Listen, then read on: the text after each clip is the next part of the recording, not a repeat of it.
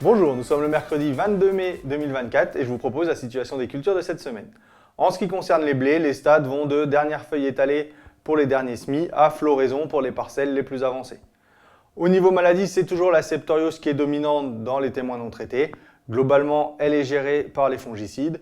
Donc là, pour les parcelles qui arrivent à dernière feuille étalée, on va faire le deuxième fongicide. Et pour la partie où on arrive à épiaison et surtout à floraison, on va refaire un fongicide pour gérer la septoriose et également la fusariose. Puisque cette année, on est sur une année où le potentiel infectieux est important avec toutes les pluies qu'on a régulièrement. Donc là, il faudra essayer de positionner au mieux le traitement anti-fusa, donc à la chute des étamines. Donc pour les premières parcelles, ça va arriver là d'ici la fin de semaine.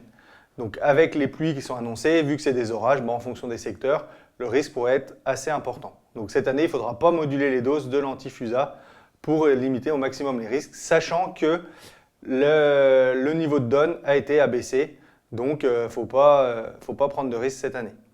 On observe également de la rouille brune pour l'instant seulement sur les variétés sensibles comme Campesino, mais attention parce que avec les conditions humides, dès que les températures vont remonter, le risque va s'accroître. Mais globalement, c'est pareil, c'est géré par les fongicides. Pour les parcelles les plus en retard qui sont à dernière feuille étalée, on peut encore faire un apport d'azote, puisque les conditions sont favorables pour valoriser cet azote.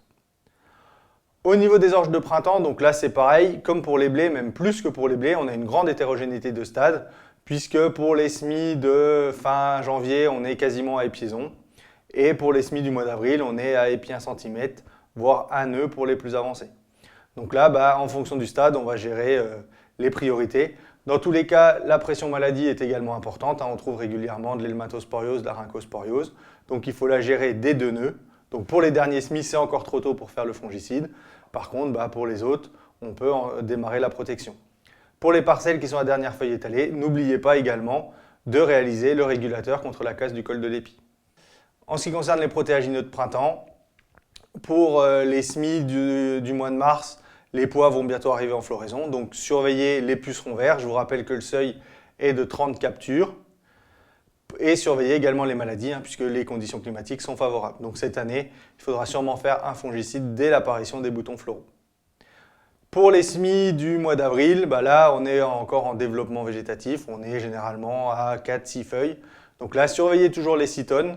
Je vous rappelle que le seuil d'intervention est de 5 morsures par étage foliaire. Donc soyez vigilants, même si les conditions ne sont pas favorables pour les vols des cytones. En ce qui concerne les maïs, donc là ça va de lever à 4 feuilles, voire 6 feuilles vraiment dans certains cas. Donc profitez des conditions climatiques qui sont favorables si vous arrivez à passer pour désherber. Parce que là on a des super conditions d'efficacité pour les produits racinaires. Donc ça va nous permettre de bien désherber les maïs.